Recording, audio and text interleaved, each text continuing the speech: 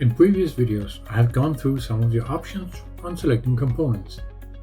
You can point out each component individually, and you can of course use the box or the lasso selection.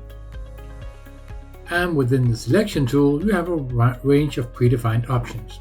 You also have the advanced select that gives you even more options. Once you have selected the components you want,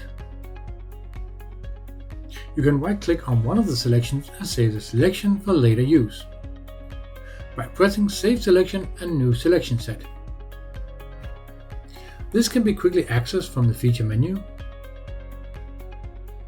Another selection feature that might come in handy is the invert selection command, which unselects the selected items and selects the remaining components.